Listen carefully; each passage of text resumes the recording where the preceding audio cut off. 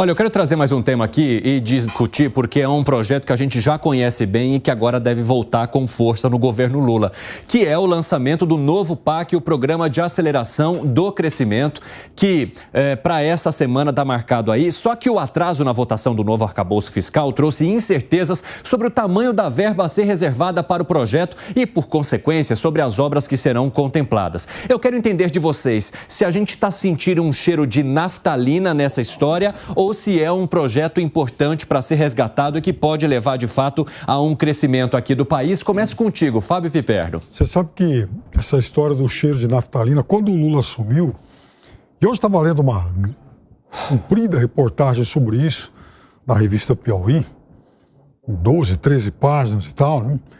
E lá eles narram muitas desconfianças que o mercado tinha. Aqueles terroristas de mercado dizendo que o Brasil, jurando que o Brasil ia virar uma Argentina e depois uma Venezuela. Aliás, o ex-ministro Paulo Guedes foi um dos que chegou a fazer esse tipo de aposta. E lá também há muitos depoimentos de gente importante que falou, bom, vejam bem, eu me surpreendi, o ministro Haddad está indo muito bem, as coisas não são bem assim, e a vida está normal, a economia está, enfim, relativamente bem. Se não há um momento de exuberância, está muito longe de ser o caos. Então, convencionou-se, uma parte da crítica, mas a direita convencionou-se, ela, enfim, a criticar, a bater esse selo de, enfim, déjà vu, naftalina e tal, em todos os programas do governo Lula. E alguns até de algum sucesso recente que até me surpreenderam, como esse da indústria automobilística, do carro com desconto. Eu era contra, fui contra, achei um programa ruim, mas o fato é que foi um programa muito bem sucedido. O que é o PAC? Vai ser, claro, mas vai ser uma jogada de marketing, vai ser envelopar uma série de projetos já em curso, outros que serão lançados e o governo Lula vai dar um nome. Mas o importante é o seguinte, é fazer com que esses projetos sejam concluídos, finalizados. Até porque, quando o Lula tomou posse, o Brasil tinha mais de 8 mil obras em andamento. Bom, eu quero continuar nesse assunto, só deixa eu pegar um copo d'água aqui, pode entregar aqui para mim daqui a pouco. Porque senão a gente vai morrendo de sede. Obrigado.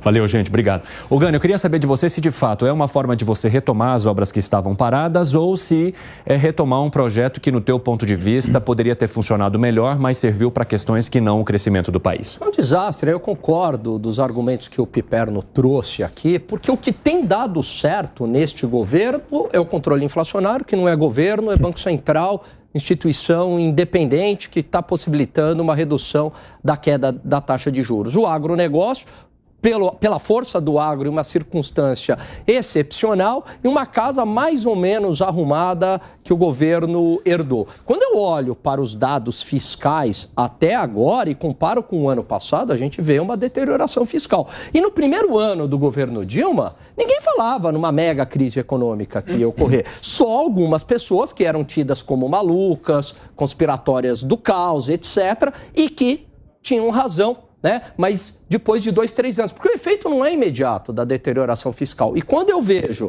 política de represar preços na Petrobras, sinalizações, quando eu vejo o PAC, né, quando eu vejo volta do BNDES, ou seja, em termos bem concretos, a volta da presença do Estado, desse modelo desenvolvimentista, eu volto para um filme que não deu certo. Basta olhar, os países que são mais ricos, onde as pessoas vivem melhor, acaba tendo uma relação inversa aí, com menos Estado, mais livre mercado, menos pobreza. Segré, o que coloca o governo Lula? Que este PAC deve ser uma das principais vitrines do governo atual e que vai ter um diferencial. Foco em projetos de infraestrutura social e ambiental e mais participação do setor privado nessa história toda. Você não enxerga que isso possa, de fato, impulsionar um crescimento no Brasil?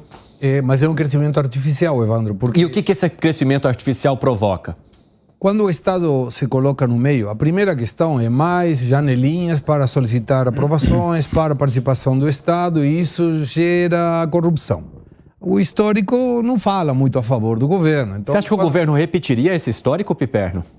Eu acho que eu fico imaginando o seguinte, por acaso o Brasil tem uma ligação ferroviária de São Paulo e Rio de Janeiro? Eu acho, infelizmente, que o Brasil só vai ter isso aí no dia em que o Estado, ao lado de algum grupo privado, resolver fazer. Segré. Não. O Estado não tem nada para fazer aí.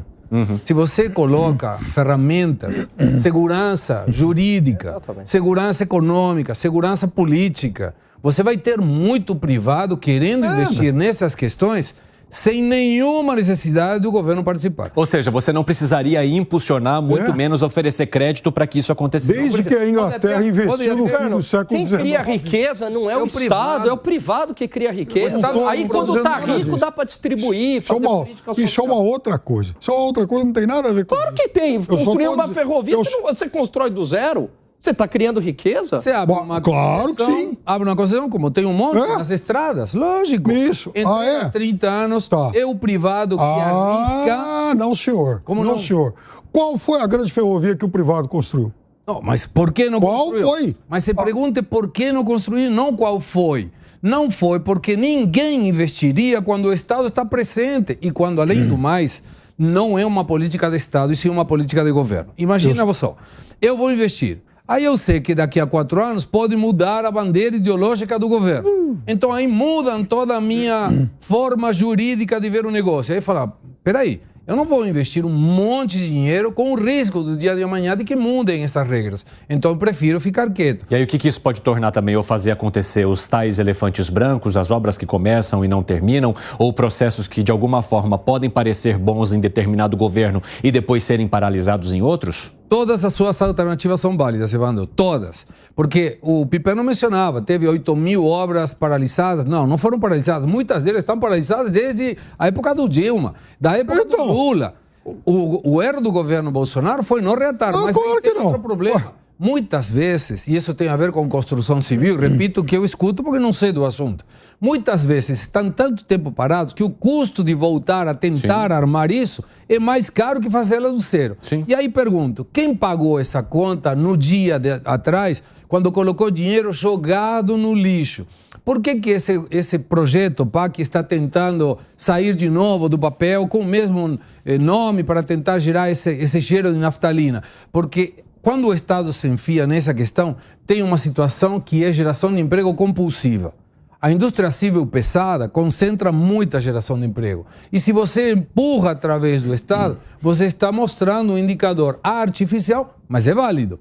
Agora, só uma observação final. Piperno, muita coisa. O Brasil está pior que a Argentina e a Venezuela. Porque na Argentina eu posso falar o que quiser da Cristina Fernandes, posso falar que é uma bandida, uma delinquente, uma condenada, e não acontece nada. Aqui já tenho que pensar um pouquinho de que forma eu expresso a mesma forma. E na Venezuela tem muita presença do Estado, que começou primeiro detonando a família, depois detonando a atividade privada, e hoje o caminho pode ser bem parecido. Até eu falar isso aqui pode gerar um problema. Então tem coisas econômicas longe da Venezuela e da Argentina, mas tem questões vinculadas com a República, a democracia relativa, que podemos estar bem pior. Você acha que dá para estabelecer qualquer comparação? Esse tipo de comparação só agrada a turma mais à extrema direita. Mas, enfim, tem nenhuma similaridade com Argentina e Venezuela. Até porque o Brasil hoje voltou a ser relativamente temos próximo. Uma liberdade de expressão plena aqui. É isso que o Segredo está falando, Piperno. Não temos liberdade de expressão plena nesse país. Não temos. Não sei para quê, mas de qualquer forma... Bom, 5h30 da tarde, o pessoal da rádio vai para um rápido intervalo, daqui a pouco espero vocês. Eu fico imaginando, por exemplo, o governador Tarcísio, quando ele pensa no trem intercidades entre São Paulo e Campinas. Ele pensa em construir isso, já lançou o projeto aí, em parceria com a iniciativa privada. Está absolutamente correto. Agora, o que eu estou dizendo é o seguinte, se não tiver alguma participação do Estado no Brasil, esse tipo de projeto não anda. Aliás, só se construir o trem unicamente pelas mãos da iniciativa privada, lá com os ingleses no final do século XIX. Esse país começou a minimamente se desenvolver quando o Estado começou a sair de cena, vide o sucesso que foram as privatizações, ou pelo menos a maior parte das privatizações. Você está falando em privatizações. Privatização, setor você privado. Não está falando em novos projetos que partem do zero. Piperno, a maior parte das empresas aqui nesse país partiram do zero. Quem criou... Piperno, o estado da humanidade é a pobreza, o estado natural. Quem você acha que criou riqueza ao longo dos séculos e tirou a população da miséria ao longo dos séculos? Foi o Estado ou foi a capacidade empreendedora do ser humano? Depende do local do mundo. Por exemplo, na China o Estado não produz. Nos Estados Unidos não. Mas então, depende da região do mundo. Mas e aqui no Brasil, Piperno? aqui no Brasil, tá bom, eu vou fazer uma pergunta para vocês.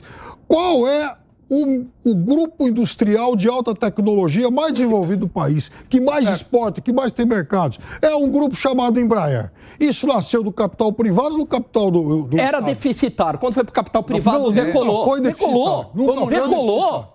Era deficitário, sim, senhor. Foi deficitário. Mas com a participação da iniciativa... Então, assim, pega no limite, os regimes comunistas, basicamente, é só Estado na economia. Deram certo em algum lugar? Estou dizendo para você o seguinte... Então, o que dá certo é livre mercado, o que tira pessoas efetivamente da pobreza é livre mercado. Vocês confundem as coisas exatamente para causar essa dúvida. Ninguém está dizendo ser contra o livre mercado. O que eu estou dizendo é que no Brasil esses grandes projetos não decolaram sem alguma participação do Estado. O Estado foi tão importante que eu lembro quando eu cheguei no Brasil, na década de 1980, o balanço das empresas constava a quantidade de linhas telefônicas que tinha. Era uma mercadoria de troca. A quantidade de linhas, inclusive, para você comprar uma linha nova, tinha que esperar anos e anos. Plano de expansão. Não saía. Plano de expansão. Não saía. Aí foi privatizado. Hoje você compra uma linha, ninguém mais compra a linha de telefone, porque não usa mais.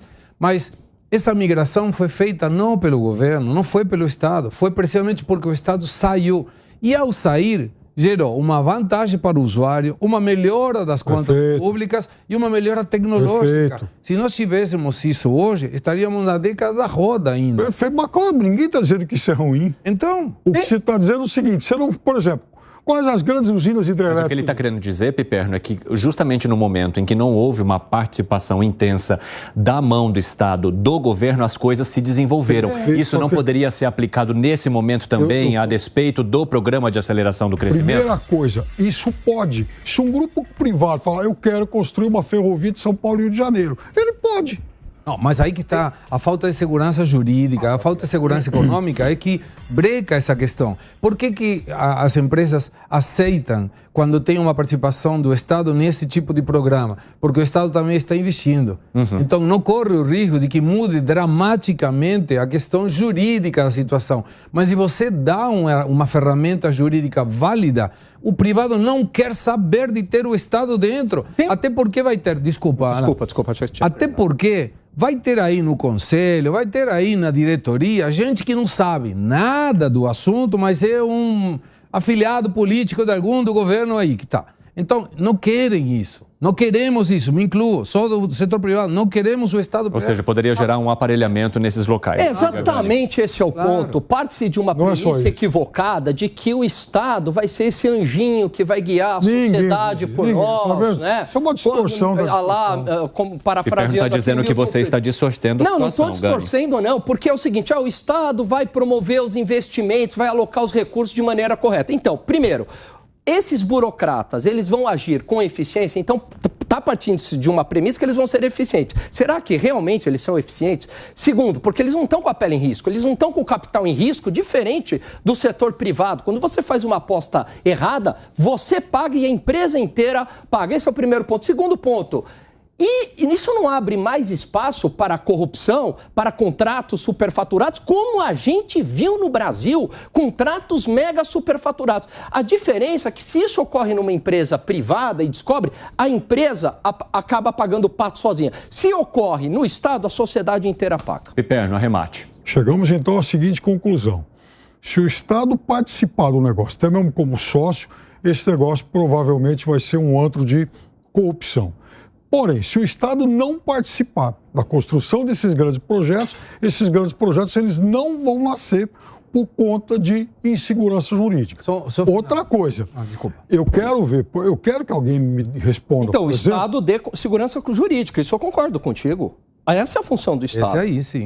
Isso eu concordo contigo. Certo.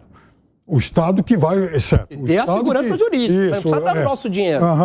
Tá, eu quero ver, por exemplo, Supervias, que foi privatizado e vão agora devolver. Eu quero ver Light do Rio de Janeiro, que foi privatizado, estão querendo devolver. Outro ponto, Light é um caso policial. Mais um monte de aeroportos por aí, um monte de coisa. Eu quero ver Embraer, Vale, as siderúrgicas, as mineradoras, telefonia, tem uma tonelada de empresas que deram certo. Eu quero ver o seguinte, uma Embraer nascer com capital privado do Brasil. Nasce, opa. Eu vou morrer e não vou ver isso.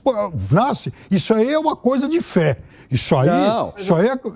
isso aí, o que você está dizendo, nasce e tal. Piperno, a maior parte das empresas no mundo, a Apple, por acaso, nasceu de algum escritório estatal? Eu não estou dizendo da Apple, que é uma empresa que nasceu privada, por exemplo, das ferrovias inglesas que vieram para o Brasil com o capital privado. Eu estou falando o seguinte, de grandes grupos brasileiros. Vários. Quando você toma a exceção, não pode confirmar, nesse caso, a regra. Tomemos o exemplo onde o Estado participou, a ferrovia transamazônica. Nunca foi terminada, não foi feito absolutamente nada. E aí foi um projeto militar, né? Isso é uma desgraça. Mas, tá, aí agora então, o militar não era Estado, era outra coisa. Não, o militar era Estado. Uma desgraça. E a política econômica dos militares, eu critico aqui, Piperno. Porque é altamente interventor, Estado gastador. Mas na época do Sarney, ele voltou a colocar dinheiro aí para fazer... Ferrovia Norte-Sul. E aí? Fez o quê? Acabou agora. Mas então, depois de quanto dinheiro... Mas quem mais criticou na época foi a esquerda, porque inclusive o Jânio de Freitas denunciou a fraude lá nas licitações no começo.